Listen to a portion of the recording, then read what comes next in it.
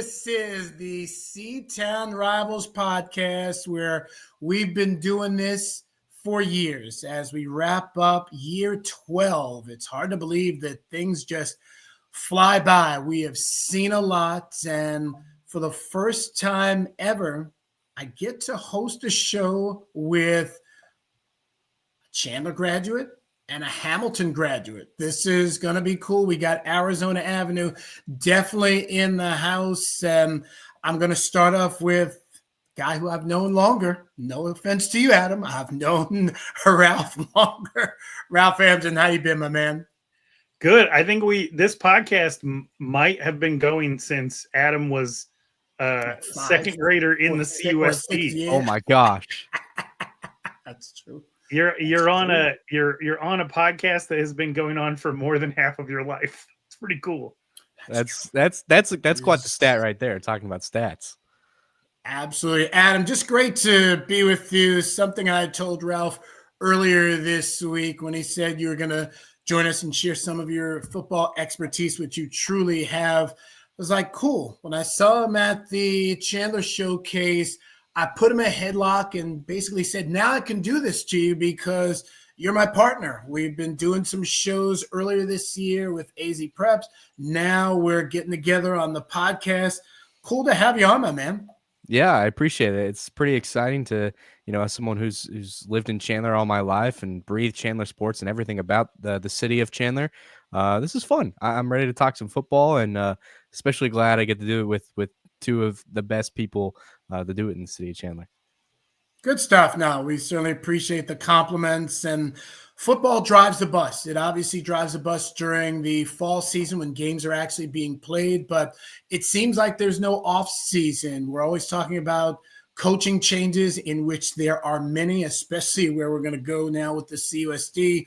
We're talking about 7-on-7s, which will be coming up, and more recently, the spring season. The showcases sort of culminated spring practice.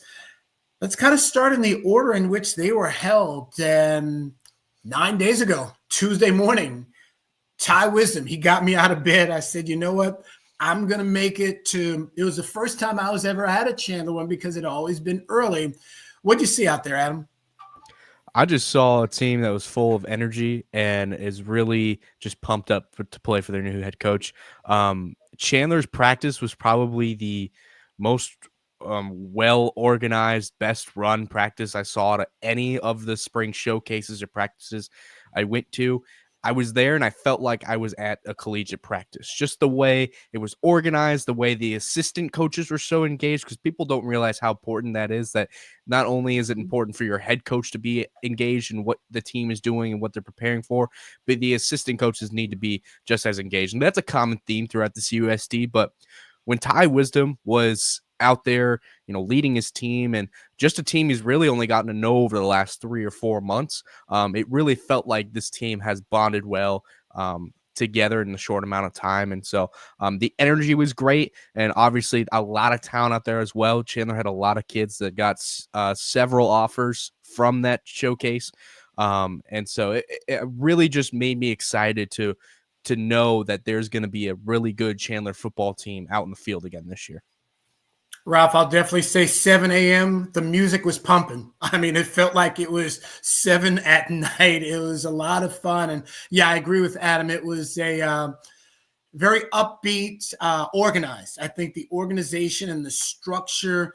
This is kind of my first look at Ty Wisdom. Obviously, he's been around the Valley with a couple of different teams, but I'd never really followed him. But getting to know him and more so observe him, Ralph, I think is going to bode very well. We've got a really good relationship with the head coach over there. Yeah, I mean, here's the deal. These eras of Chandler football, going back like 25 years, you had Jim Gray. Jim Gray's whole thing was instituting discipline. And then you had Jim Ewin, and his whole thing was updating to a modern offense. Sean Aguano's entire thing was really embracing the neighborhood and family feel of it, taking advantage of the fact that the Cheetahs track house program was in-house, creating an environment when, things were kind of shaky in the Gilbert School District, when not everyone could get on the field for Hamilton. that you could transfer into Chandler and feel like you're part of the family, like really like creating a culture that was so ingrained that when you came into it, you became a part of it. Rick Garrettson for me was having the highest quality coaching and scheming that you could have at the high school level. And, you know, everything everywhere ends, you know, everything is finite. And for all the people who hung around Chandler football for 20 plus years, super grateful. It's what made this podcast possible. It's what made an eventual rivalry with Hamilton possible. You know, and very, very grateful to what everybody did, but we are in a brand new season. And I think what maybe some of the complaints were as of late was we're not getting the most out of these kids. And Ty Wisdom is a get the most out of you guy. Mm-hmm. And that's what he was at Horizon. You go back and you look at those teams and who they were able to compete with on the field versus the talent that they were up against. They were punching above their weight class quite a bit. His time in Desert Vista was when the program trajectory was in a free fall. He still managed to beat Mountain Point and take them to the playoffs. And then to take what he learned back to Nebraska, get some high level Division I talent and make a title run with it, I think is what gave people in the Chandler Unified School District the confidence to say, you know, this is somebody who isn't just about taking lightweights and making them be able to fight at middleweight. This is somebody who can take a heavyweight and get the most out of them. And so I'm very, very interested to see how this works out. I've always, you know, respected the job that he's done in Arizona high school football. And I mean, it's a new season. I'm nervous. I'm anxious.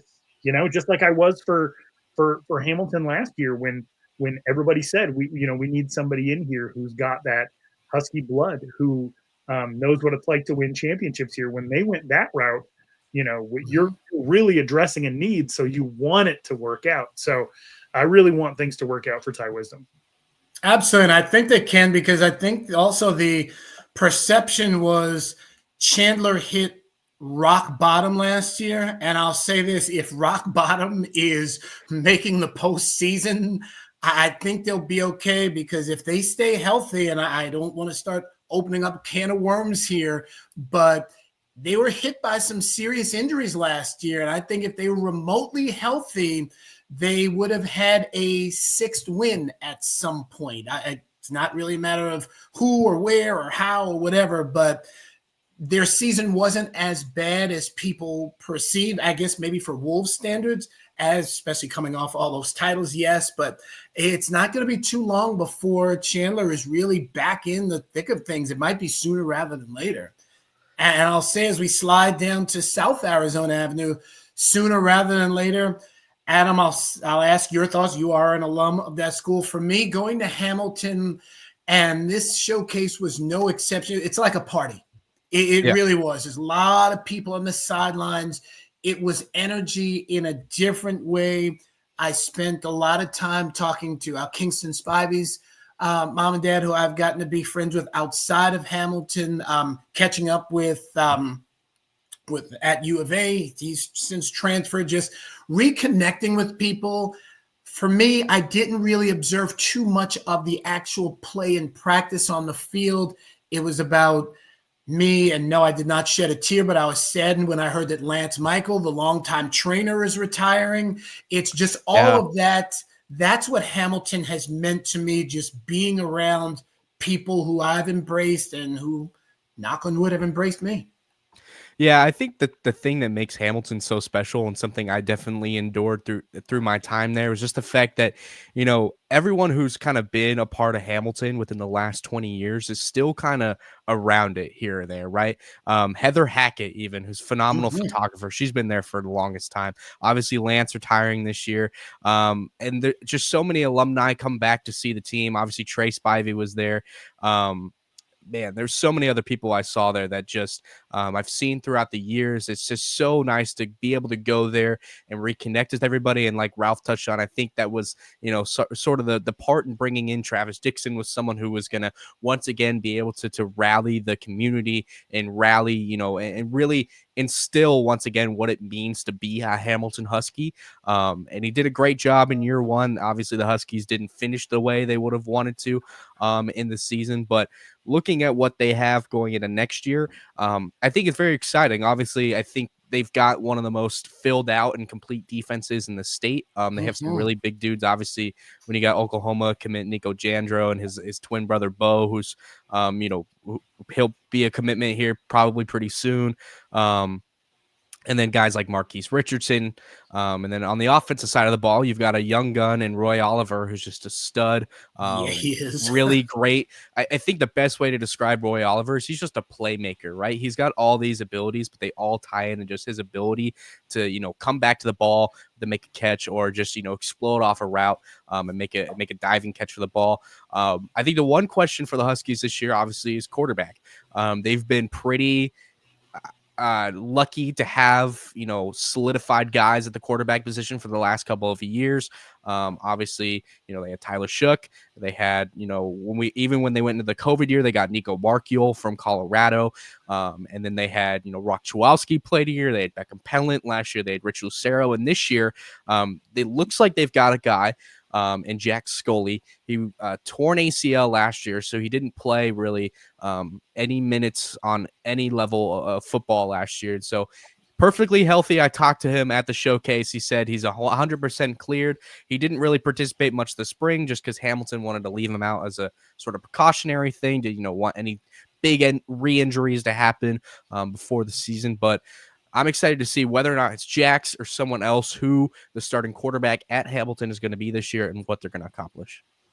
Ralph, I can tell you this. I have it circled on my calendar.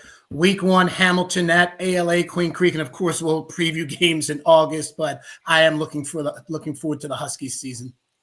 Absolutely. And I'll tell you what, I wanted to go to Hamilton. It opened my freshman year, 1998. And, people talk about Hamilton not having a championship since 2012. Well, here's the deal. They didn't have a history. They popped up out of nothing. Within 5 years, they were winning championships. They won 7 titles in 10 years. And then the thing about being on the top of the mountain is everyone's trying to drag you down the mountain. And if somebody succeeds and you tumble down, or you ate it a little bit with some of the things that were going on that caused people to ultimately transfer out of there, it can be tough to get back.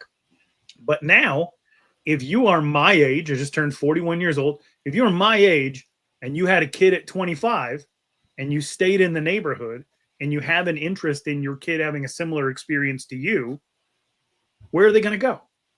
So you built up this incredible history where you had one of the most dominant decades in the country, and all of those people are having kids, starting families, figuring out where they're going to go. Nostalgia is a hell of a drug. We just got another Final Destination movie. If you want to know, I saw it yesterday. Did you? And if you want to know what movies are going to be a big hit, look at what movies came out 20 years ago, because they're going to capitalize on your nostalgia. Look at what TV shows, look at what reunions, look at what they can repackage, right? Nostalgia is a hell of a drug.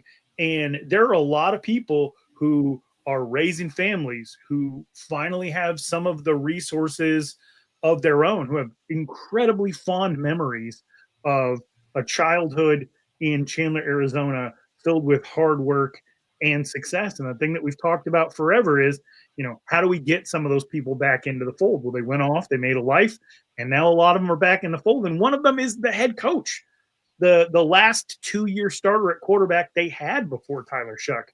And you're seeing more and more people come around. You're seeing more and more people who maybe didn't have a connection to Hamilton, but had an awareness that Hamilton was the it school, that now have those resources. I know that there are people who moved to Arizona and the only school that they knew about from their time of paying attention might have been the Hamilton Huskies, and they opened that up as an option for where That's me. That's right. You saw him play a game in Florida, and it was the first thing you knew about Arizona high school football. So, correct. Everything comes back around, and I think we are probably on the cusp of Hamilton doing some pretty special things. Definitely, that will be certainly good to see. Adam, one day in the near future, I'll have to tell you about my story with the Hamilton Huskies at the game that Ralph's referring to in '09. It truly is, it's a hoot.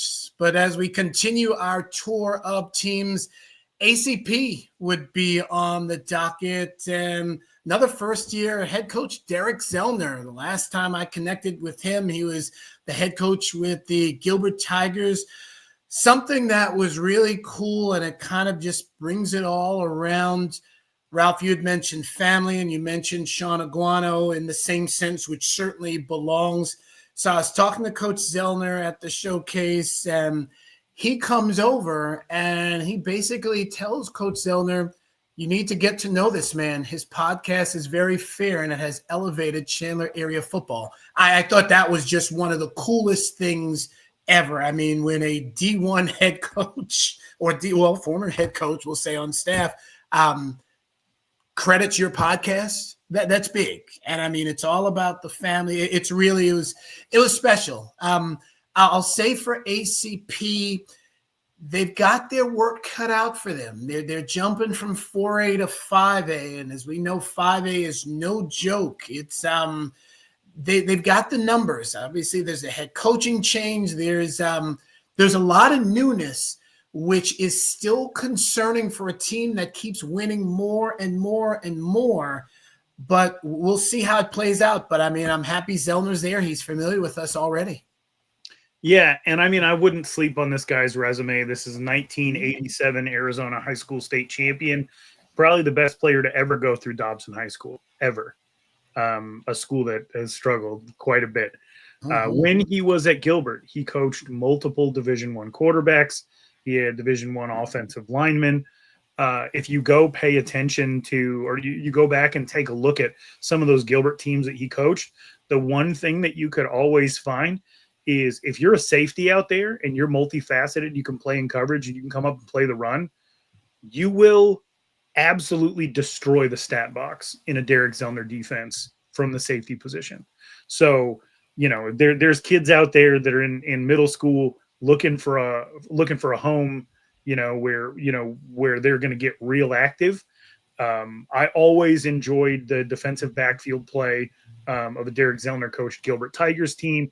And again, he's got, not only has he done it himself, he's produced a couple of Division I players that are super high level. And I know that's not necessarily the priority of ACP.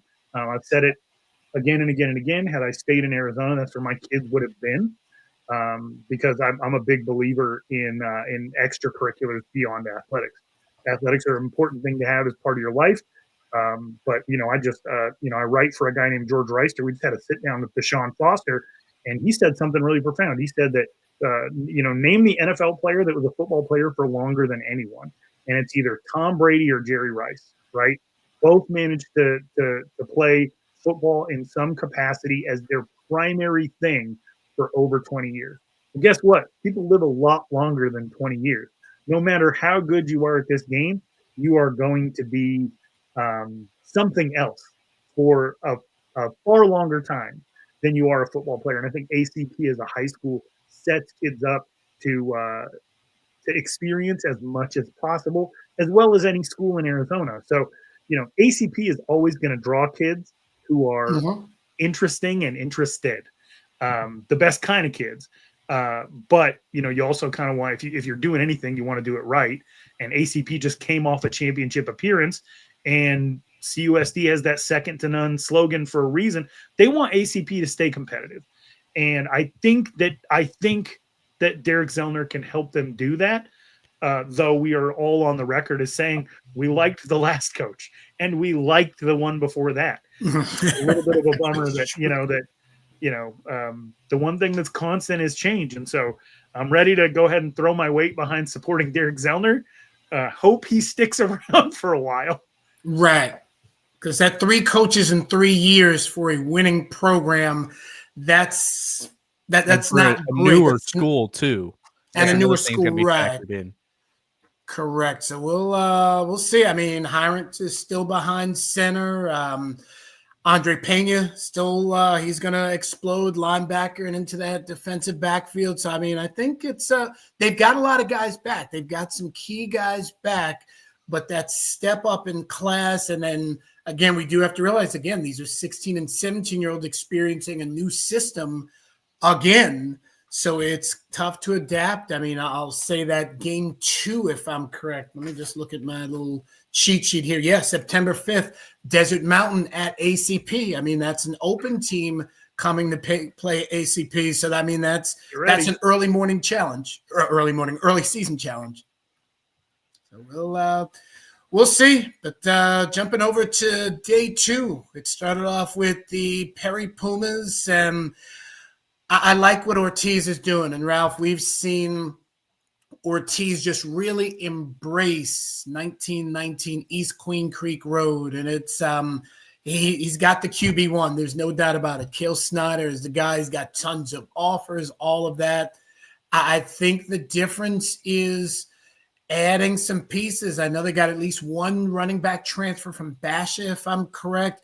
I think overall, it's there's always reason to be optimistic with Coach Ortiz, and they seemingly are building each and every year. Yeah, I think that Perry, for the last few years, we've seen them climb up, right? They've won more games every year, and I think that trend is going to continue.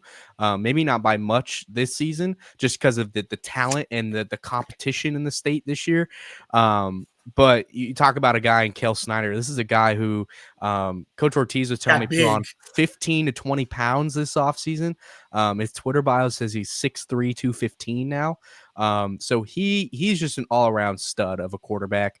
I'm super excited to watch him play, and he'll have some good weapons this season. Perry has a lot of guys on their team that are versatile athletes. I think they've got a good amount of guys that can play both sides of the ball. Talon Frazier is one of those guys I think that is going to really come up this season. Obviously, they've got Amos Augustine, the 28 wide receiver over there, who's really their guy last year. Is only going to be more of a guy this season. Defensively, I'm interested to see what the Pumas look like this year. I think they lost a couple of pieces graduating from last season, and so it's going to be. I think it'll be an interesting year for the Pumas, and it'll be, I think there's going to be a lot to find out the first 2 or 3 weeks of the season about what this Perry team is going to look like. I think one of the good things is, and I don't have the new regions in front of me or the schedules, but with the breakup of the Premier region, where everyone isn't beating up each other come week 7 through 10, I think that bodes well, especially for a team like Perry that annually would fall to a Basha or a Hamilton, would go back and forth with Chandler. Obviously, they beat them twice, but I think removing 2 CUSD games and playing, again, I'm going to say into the Mesa School District potentially, where the talent may not be as good on paper. I mean, you got to play the games. I think that bodes well for a team like that, Ralph. I agree. Perry took a step forward last year to beat Chandler. They proved it in their second matchup. I talked to a few people this offseason, and I'm always kind of bringing up Perry. What do you guys think of them? Do you think they can challenge? There was a defensive coach who was like, I'm not that impressed. I feel like we figured them out, and once you kind of figure out what it is that somebody's doing, then you can game plan on how to stop it. They said that they had some success in doing that. I thought that Cale Snyder was fantastic last year until people started getting him off schedule. And then you notice that, when he was running for his life, the efficiency fell a great deal. So what I was wondering about going into this year is, how are you going to handle it when people figure you out? And you absolutely can. I think Deke Schutz calling plays at Hamilton back in the day, it was run right, run left, slant, end around, bomb. They had 5 plays. And they killed everyone.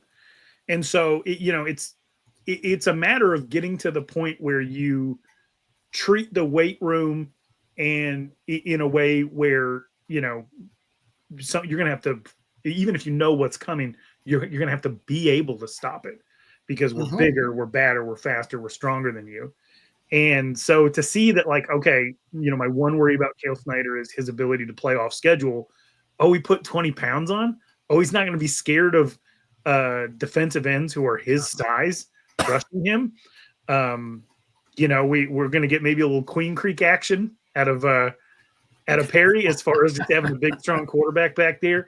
That this could be a huge step in the right direction for the Pumas. And then, you get that, you and I were talking on the phone, Brett, the Premier region was the Open within the Open.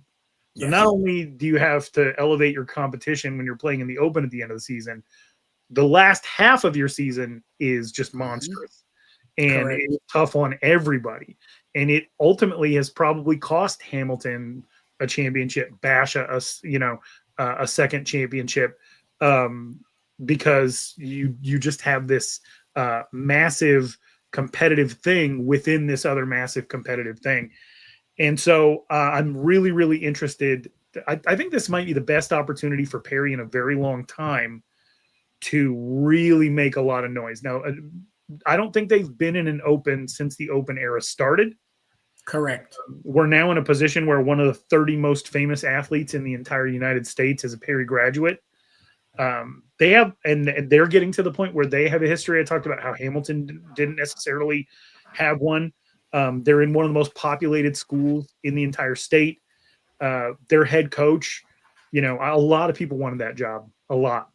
An absurd amount of people wanted that job. And going with Joseph Ortiz, one of the smartest decisions they could have made, because he's entrenched and he has a vision. And I see really good things on the horizon for this team, so long as they're able to adjust on the fly, because people are going to figure you out. You're going to drop a game here and there. How do you respond to that? And we've had a couple of times where Perry's kind of looked invincible until they don't. So that the thing I'm looking forward to the most is how they respond to adversity this year. This is the most excited I've been about a Perry team since Chuba was at quarterback, to be honest. Absolutely. No, it'll be good stuff. Definitely. I tell you what else is good stuff. The team that plays on Val Vista and Riggs. That is the Basha Bears. That's a monster right there, folks. I mean, you look at Brody Veers, you look at Noah Roberts, you look at the line, you look at just the coaching staff, the supports, what they've done the last 2 years. It's they've got, or last 3 years, we'll say. It's good. Again, I was late to that party, Adam. It's, again, getting kind of like Hamilton in a different way. Just a lot of people are out there. The colors are different, but the talent is there to make another run. There's no doubt about that, Adam. I've been hesitant on saying this, in the Open, but Basha is in my time of watching Arizona high school football, which hasn't been a very long time, but Basha to me has been the only team I've seen where I believe that they have an actual two deep, meaning I think they have guys on their first team and their second team that could be starters on Basha or any other 6A team in the state. This Basha team is loaded, and there's no other word to describe it. When you have 17 guys in your team with Division I offers, I mean, that itself is just a ridiculous stat and something we don't say every day. And so every time I go to Basha and every time I watch this team, I'm just amazed with all the playmakers they have. Brody Veers, right, at quarterback. Then you go to running back. They've got a Division I duo running back and Noah Roberts and Joshua Gaines. Then you got their wide receivers, guys like Cash Brock, guys like Jaden Baldwin. And then you flip this side of the ball and all the DBs they have, Caden Smith, Caden Williams, Trey Knox, so many other guys. Obviously got linebackers like Eli Kramer Cronin, and just tons of other dudes. And, this team is really talented. And if they can stay healthy, there's not going to be a lot of teams in the state. And I would even argue that Basha could make a case to be one of the top teams in the country if they are able to stay healthy and just have a really good season. And I think we are definitely going to be seeing the sometime late November into December.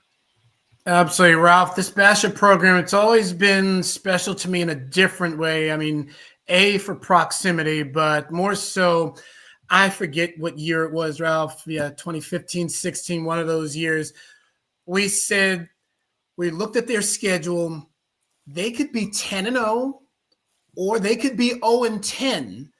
And I think that year they were, I don't know, 3-7, 4-6, but they've always had that talent floating around. But then, I mean, it's just been great. It's almost, I'm going to say, like a child. We're seeing them grow up. I mean, when we first started this, they were having some success. They were postseason, but then to see them hit for real rock bottom, and now to see them, as Adam, as you said, just one of the elite teams. There we go again with that special word, elite. But the just being where they are, I mean, it's amazing. I mean, the depth, as you said, the 17 D1 guys, it's nuts over there.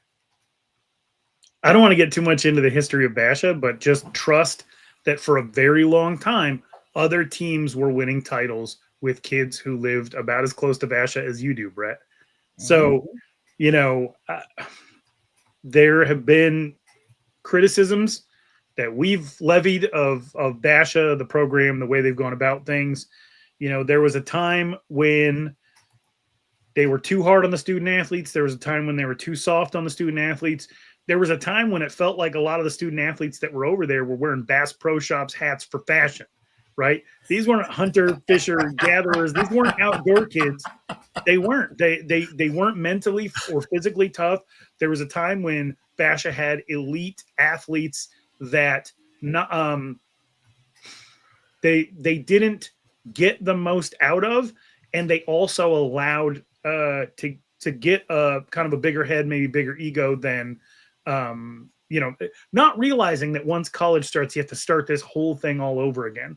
You know, they've had guys who are just absolute monsters transfer out in the middle of their high school career and go and have success elsewhere. There's Deontay Sykes, there's J.W. Windsor. You know, they're the older brother of the kid that played quarterback at Chandler a couple of years back, went and played linebacker at Perry. You know, they've had all these guys that also lived in the area and just never went there, like Ridge Dutchikow could see Basha from his backyard. That's so crazy. Drove to Saguaro every single day. To I think Mikey Keene competition. Yeah. Mikey Keene. The Perkins brothers lived closer to Basha than they did Chandler. They were out by Higley. So, you know, I didn't know that. Yeah. A lot of the choices that, you know, that have been made, people just kind of writing off Basha for one reason or another. They brought Chris McDonald in. Chris McDonald was part of the Hamilton dynasty. I think people forget that the most dominant a team has ever been in Arizona high school football included Chris McDonald on that staff. And so, you know, he has that pedigree. He's a player's coach who holds them to a high standard. He maximizes talent. The people that he surrounds himself with, as far as coaches, he gets the most out of them. He demands a lot. They give a lot. And now we're going into a season where things are kind of interesting. And I got this from Adam Beadle's, you know, interview of Chris McDonald that's up on ArizonaVarsity.com, as well as his interview of Brody Veers. You know, even Brody Veers comes out and he says, you know, hey, this is the first time in a long time where I'm not looking over my shoulder. I get to just come and be the starter. And then you click play on that Chris McDonald interview, and Adam Beadle's like, what do you think about Brody Veers being the unquestioned starter? And he's like, well, season hasn't started yet. Like, he's got to, you know, everyone has to earn everything all the time. And I love the attitude out there. I think he's a fantastic man. I think he's a fantastic coach. I think that their schemes are smart and cutting edge. And I think that they give every good athlete within the boundaries and some outside of them every reason to want to play in that program. And that's the reason they've been so special. Something interesting too that I thought that Bash is doing this season that I've not really heard any other team in the state do is they are going to do their summer, you know, summer camp, training camp, whatever you want to call it, really, really early this year. They're going to take the entire next week of May off, and then they're going to go up north and do their camp the first week of June. And do install then, and then obviously they've got sevens the rest of the summer. They're going to take a little bit of July off, and then obviously come back to start doing some preseason, you know, lifting things. But I'm curious to see how that trickles over into the season. And I think it's something cool to think about experiment wise is, does doing your summer camp when the team's fresh off the spring, the install's fresh, right? It kind of makes some things, is it going to be easier to do that carrying the season, or are we going to see some things where Basha, does all this prep early and then we get into late July and we don't see them in the same form as we did in the end of June during sevens or the end of May during spring ball. So I think that's interesting. And it's something I'm looking forward to see play out. And What's what good is what they they can said to they you, can Beadle, they afford said, to. they said they were cutting the playbook instead of running like 100 different plays. Yeah, they're running 10 plays out of 10 formations. yeah, and that's don't know what's kind coming. of custom to Chris McDonald and the way he runs his offense. And this is going to be the first year that Coach Mack is going to be running that offense. Talking to Brody, he said in the interview, he says he loves it, and he talked about how they've got just kind of the different programs, and then it's all about I think that the way Basha is running their offense is going to really help prepare the kids on this team more for what they're going to face in the collegiate level. And for Coach Mack installing that and thinking about that and putting that, sort of at a priority for their team, I think it's pretty cool. What I do like is the fact that they're trying to do all of this early. They're in a position where they can afford to do that. If things don't work out early on into June, or hey, you know what, they came back, I don't want to say lazy because that's not in their vocabulary, but not as sharp as they needed to be, they've got enough talent to rebound and kind of revamp some things on the fly if need to. So no, I think it's a good move for them to switch some things up. And then speaking of switching things up, that's what the Casteel Colts did with their head coaching position. New regime, and I think it's good. Joe Bushman, he's a really good guy. I got to meet him very early on, and something I kind of joked about was the needle needs to move, preferably in the better way, because Casteel has been a winning program for the most part. That's very fair to say, but the excitement, it was kind of a ho-hum. Okay, hey, they're 6-4. Maybe they win one in the playoffs, lose one, or whatever it may be. In this case, I think Joe Bushman, obviously a fresh start coming down from Oregon. It'll be fun. I mean, it was good to see him out there. Good to get to know some of his assistant coaches. Ethan Swoop, formerly of Chandler. He's Ethan Swoop. It's good to see familiar faces. Colin Botrell over there now as well. So yeah, it's a different shade of blue for those guys, Adam. Yeah, I was on the phone with Ralph. I forget if it was earlier this week or last week after Casteel, but I couldn't stop talking about how good of a guy Coach Bushman is and how excited I am just to see how he not only leads this team, develops players, but just develops really good human beings. Because just watching the one practice that I went to and talking to him after about sort of his philosophy and ideologies and why he wanted to come back to high school football, it's really apparent that Joe Bushman is the guy that puts the people before the players. And when I say that, I mean who the players are and what they're going to be versus who they are on the field, for 60 minutes a week on a Friday night. So I think that Coach Bushman was a splash hire for Casteel, and really going to be one of the underrated coaches in the state this year. And I say underrated just because, he's new to Arizona and just, the culture and all of it. But I think he's super excited to be at this school and super excited to lead this team. And Casteel at the same time has some guys that I think will be playmakers this year. They had T. Smith come in from Hamilton. He looked really good. And obviously Bryce Greer on the offensive line is just a dude. And Bryce is going to be really important to what Casteel success is going to look like this season. It's fun. It's going to be fun, Ralph. One of the games I have circled is they host the Highland Hawks on, what day is that? October 10th. I circle that game because Highland is always physical. And yes, Casteel, we're going to see what they're made of in that game. I mean, we'll see obviously others, but at the same time, anytime you're playing Highland, you're always in for a battle. I think that is a perfect game for me to go see what these cats are about to do.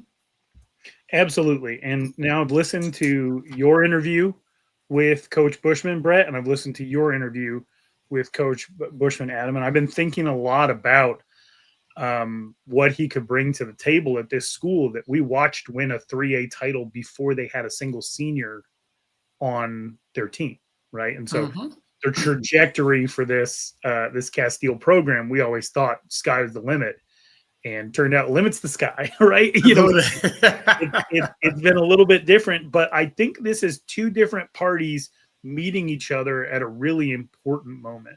Because I think for Coach Bushman, what he expressed to Adam was that he went the college route at Lewis and Clark, and he found out this is not for me. It's not the version of the thing that I love the most. And so he's been very intentional about stepping back into what he loves the most. And for Casteel, I don't know any other way to talk about this other than to say Bobby Newcomb is a good man. He's a brilliant man. He's an educated man. He's raised good sons. There are so many anecdotes of things that he's done within that program for kids who were down, out, hurting, going through something. I mean, you want to find out who Bobby Newcomb really is, talk to Brad Sessman. Just talk to him. However, there's something that you learn on the first day of when I first went to college, I thought I might want to be a teacher. You take child psychology, and the first thing that happens in a child's life is they are a baby, right? So they're talking about the formative experiences of a baby and why it's important to smile at a baby, right? It helps babies learn about social interactions, reinforces positive emotions, and it fosters a bond between the caregiver and the infant. It influences their temperament and their ability to regulate their own behavior. And I say that to say this. The way that we were told for a long time Bobby Newcomb ran that program was, don't try to impress me, impress yourself. You got to come up with the standard for yourself, and you got to live up to it. Don't worry about, life's not always fun. Don't worry about impressing me. Like, the standard is the standard. You either meet it or you don't. It's a dog-eat-dog world, right?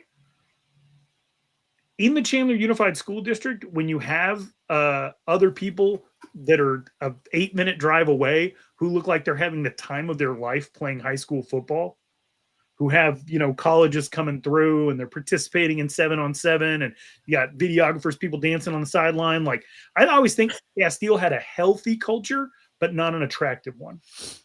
And to have somebody come in and say, I'm here to do the thing that I love the most, I am certain that I'm meant for this, and I'm going to make sure that these kids have the love of this game that I have instituted into them. I think it's a really, really important meeting of the moments for both the school and the man. And as long as he can coach ball, I see nothing but good for this team in the future, especially with who they're playing in conference. I mean, they're going to have a chance to be very competitive. Well said. No, I think that's very, very accurate. I mean, just the culture standpoint, yes, it was a healthy culture, but it was not necessarily attractive. No, and you're right. There's too many schools in this area that look like they're having fun, whether they are or aren't, but look like they're having fun, that are attractive, that, hey, you know what? I want to go to a place where somebody's smiling at me. I mean, that's no, you said it very, very well. And as we move forward with two other schools that not so much with football wise, I just want to touch on Seton Catholic. This past school year, I've really gotten to smile on that campus a lot. I got to do a lot of fill-in play-by-play work for multiple sports, for both genders of basketball, for softball, for baseball, for football. Got to know the coaches. Jumping back to football, Pete Walheim, terrific guy. I mean, they had a great season this year. I mean, Seton was down for a very long time. They're starting to get more and more numbers. So things are certainly looking very much up for not only the football program, but I've just enjoyed my time at Seton Catholic. We've always said that the podcast is better when the small schools are succeeding, and Seton Catholic certainly is succeeding. Something that I'm not sure if a lot of people know, their home basketball games looks like it might be over at Chandler Prep this year, since they're redoing the gym over at Seton Catholic. So that'll be a shift, but just getting to know Jim Shoebridge, the athletic director over there, and just really getting to know really all of the coaches. I've said it on record. Brooke Zulaga is one of my favorite athletes. She is a star softball pitcher as well as track athlete. So it's there's a lot of good things happening over at Dobson and Ray. There really is. And then with baseball, Vince Legata, you and I text and we talked quite a bit of these last couple of weeks. What a run for the now back-to-back champion Valley Christian Trojans, the Greer twins, a big part of that, Carson and Kevin, Caleb Dan Zeisen. It's just great. Ryan Sanchez, just a sophomore. So to see a team that we cover win a state championship, obviously Hamilton or Casteel was not able to get it done, although both went very, very far at the 6A level. Great baseball season. Baseball, I have that deep passion. So it's good. I mean, and folks, there you have it. Your 8 schools in a nutshell. Adam, final thoughts, and then we'll go to Ralph. Yeah, I did want to touch real quickly on Valley Christian football and how I think that this – I'm going to go out. I think this could be the year for Valley Christian in terms of getting to the state championship and winning a state championship. Jake, I love Jake Peterson. I love what he does every year with the team, and he finally has some dudes on that roster that I'm really excited to watch. One of them is Caden Palmquist, who is kind of a hidden gem down there, but he is really going to turn some heads this season. Obviously, they got its senior leader and Asher Hansel, who's played already a couple years on that team. And defensively, they just they reload and they return some guys. I'm really excited to watch this Valley Christian football team this season. They're always one of the more fun teams I get to watch because they're close to me, and I have a lot of personal connections to Valley Christian. And in terms of going and watching a small school football game, they have a great atmosphere for small school football. And so I'm really excited to watch Valley Christian this season. Ralph. Nothing but good things to say. I was at a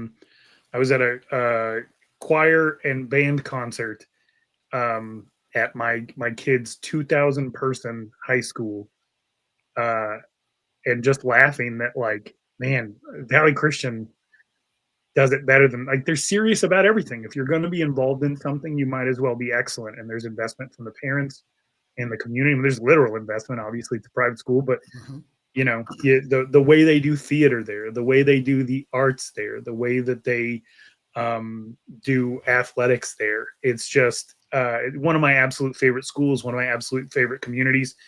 And I feel the same way about Seton Catholic. Obviously, they've been an absolute favorite of this podcast because anytime they go on a run, it's so much fun, no matter the sport. And some of the athletes that have come out of there, they just go on to do some really cool things and stay in touch. And we got an American Pope now, so maybe it's their time. And aren't they dropping down from 4A to 3A? Yeah.